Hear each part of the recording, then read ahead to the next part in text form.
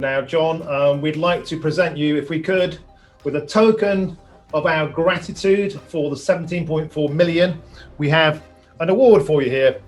So, John Redwood, we would like to make you the Unlocked Brexiteer of the Year. This is a lifetime achievement award for you, sir. I know as a parliamentarian, you're not allowed to accept gifts, are you?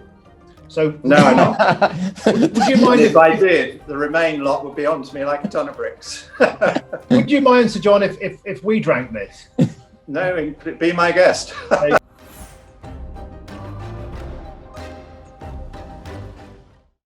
Like many of your viewers and watchers, I think we can make a huge success of Brexit because I think it's teeming with opportunity. Throughout the referendum campaign, I was saying the only thing I can promise you if we win is getting out with no deal. But obviously, if there was a better deal on offer than no deal, that would be great.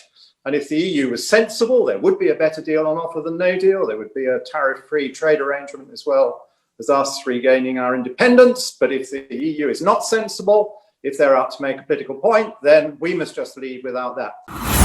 John, I wanted to ask you, in these sort of uncertain, worrying times for Brexiteers, where, again, we don't know what to believe, we don't know whether to get our hopes up or not, do you have a message for all our viewers, all the Brexiteers and Democrats out there? Carry on, believe in the faith, and tell all those who don't that they're wrong and that they must go along with the will of the majority and the will of the British people. As you say, we've been asked many times now, do we still want this? I want it even more. I'm even more frustrated at the delays, the dilution, the attempted unwinding of this vote of the British people, and I'm thrilled that the British people still want to get on with it. Our fish are not up for offer, our laws are not going to be back under the EU's, and we're not going to have everything adjudicated by the European Court of Justice. And we, the British people, were crystal clear. We're fed up with your court and your laws and your economic rules and your tariffs on the rest of the world. We want to do those things for ourselves. It is a disgrace. And those ports that were once filled with fishing vessels, landing fish in Britain that we could eat or could add to our processing industries, have been taken away from us and given elsewhere. I want to be there and deliver the whole thing. I want it clean, pure, freedom-loving. Who do you think has been the most troublesome politicians, both in Europe and domestically, to thwarting Brexit for all the last 4 years? Well, I think Her Majesty's opposition are probably the ones that take the prize, because they should know the mood of the electorate and the fact that they didn't cost them dear in seats in the last general election. But throughout the period, they would never give any support to those of us who were prepared to be rebels in Parliament, standing up to a government that was a bit too European, because they always wanted to be more European.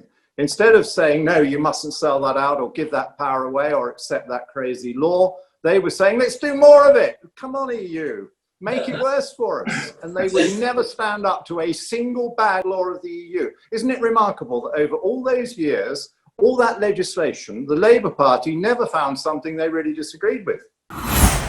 As far as I'm concerned, the EU have not negotiated in good faith. They've systematically blocked the free trade agreement, and yet their own political declaration signed jointly with us said the free trade agreement would be the centre of the new relationship they were going to negotiate.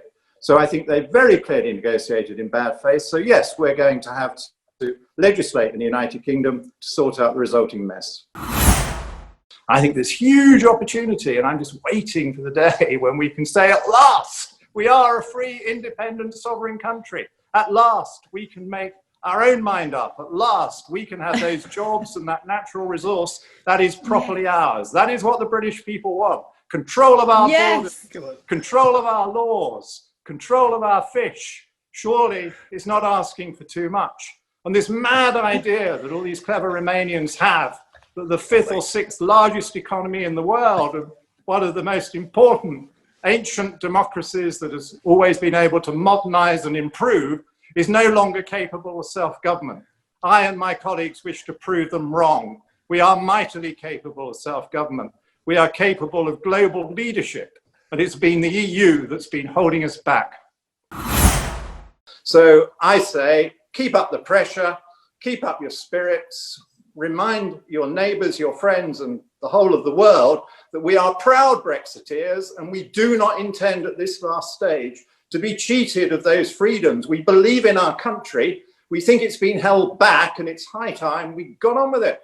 And I want to get behind you. Unlocked, great. Get the message out. People support Unlocked. You support the cause.